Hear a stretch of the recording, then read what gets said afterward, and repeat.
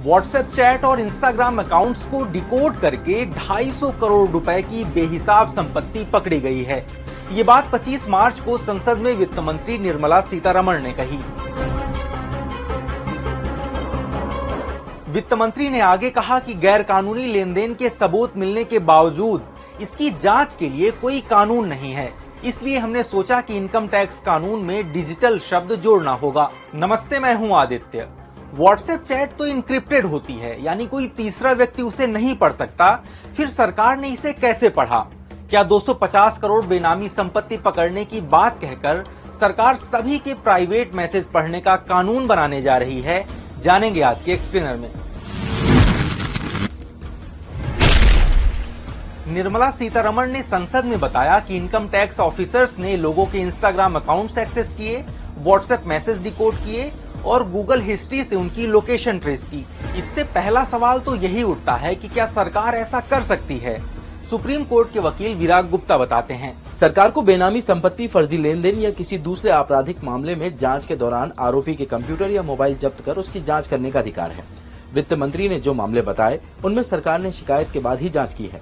सरकार किसी की लगातार जासूसी नहीं करती है, क्योंकि उसे इसका अधिकार नहीं है। जब सरकार के पास पहले से पर्सनल डेटा निकालने का अधिकार है, तो फिर नए इनकम टैक्स बिल में डिजिटल निगरानी से जुड़े प्रावधान क्यों जोड़े जा रहे हैं? निर्मला सीतारमण का कहना है कि इनकम टैक्स एक्ट में फिजिकली मौजूद बही खाते, कमाई, खर्च और लेन देन के मैनुअल रिकॉर्ड की बात है, लेकिन डिजिटल की बात नहीं है। इसलिए अक्सर इस पर विवाद होता है और प्राइवेसी का मुद्दा उठता है। इस पर विराग गुप्ता भी कहते हैं कि क्रिप्टो का कारोबार बढ़ रहा है, लोग फोन और कंप्यूटर में इसके रिकॉर्ड्स रखते हैं। टैक्स चोरी पर लगाम और अपराधों को रोकने के लिए डिजिटल मामलों को लेकर स्पष्ट कानून बनाए जाने की जरूरत है। वित्त मंत्री ने आगे कहा कि नए बिल में डिजिटल एलिमेंट को जोड़ने से किसी की डिजिटल जानकारी को हासिल करना कानूनी हो जाएगा। अब जानते हैं कि नए इनकम टैक्स बिल में डिजिटल निगरानी से जुड़े क्या प्रावधान हैं। इनकम टैक्स बिल 2025 के आर्टिकल 247 में टैक्स चोरी के मामलों में वर्चुअल डिजिटल स्पेस और कंप्यूटर की जांच के अधिकार दिए गए हैं।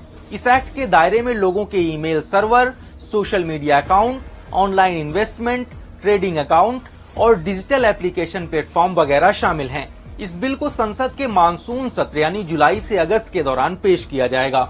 सुप्रीम कोर्ट के एडवोकेट आशीष पांडे के मुताबिक नए प्रावधानों से 3 बड़े खतरे दिख रहे हैं। पहला, नए कानून से इनकम टैक्स ऑफिसर्स को बिना वारंट या जानकारी दिए लोगों के email, social media accounts, bank खातों और डिजिटल प्लेटफॉर्म्स तक एक्सेस का हक मिल सकता है।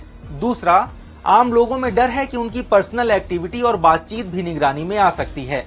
और तीसरा, इस कानून का इस्तेमाल केवल टैक्स चोरी रोकने तक सीमित न होकर व्यक्तिगत या राजनीतिक हितों के लिए भी हो सकता है, खास तौर पर सरकार का विरोध करने वालों या विपक्ष के नेताओं के खिलाफ। नए नियमों और कानूनों का दुरुपयोग न हो, इसके लिए अधिकार का गलत इस्तेमाल होने पर अधिकारियों के खिलाफ पेनाल्टी और सजा का प्रावधान होना चाहिए।